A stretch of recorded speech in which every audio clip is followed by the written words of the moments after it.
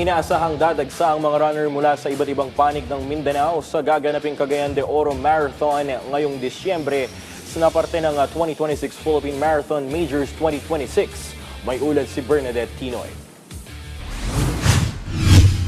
Kasunod ng paglunsad ng Philippine Marathon Majors 2026, kung saan kabilang ang Cagayan de Oro sa nakatakdang magdaos ng race event ngayong Disyembre. Ayon sa local organizer ng CDO, libu-libong runners ang target nila na lalahok ngayong December 13 sa CDO Uptown.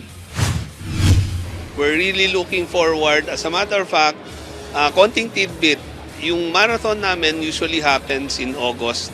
But this year, we're giving it up and changing it to December para masama kami sa series na to.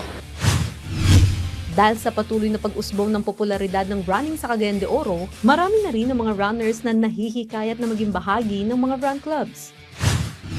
Lumalaki na yung running community sa Cagayan de Oro, marami na ring running clubs. I remember before pandemic, yung 5K namin ang nasa thousands, ilan lang yung 10, ilan hundreds lang yung 10, hundreds lang yung 21K. Pero ngayon, baliktad na.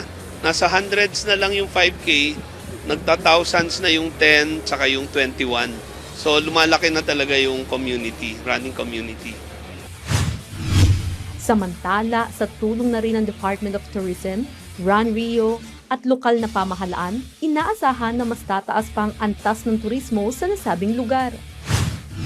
Every time may malaking event na ganitong collaboration between Run Rio and sa amin sa Circle Productions, maraming mga dumadayo na rin sa Cagayan de Oro. Kahit yung mga neighboring provinces lang like mga Butuan, Iligan, Bukidnon, nagpupunta na rin sa Cagayan de Oro for that. So obviously, nakikinabang dyan is yung mga local tourist spot. Bernadette Tinoy para sa Atletang Pilipino, para sa Bagong Pilipinas.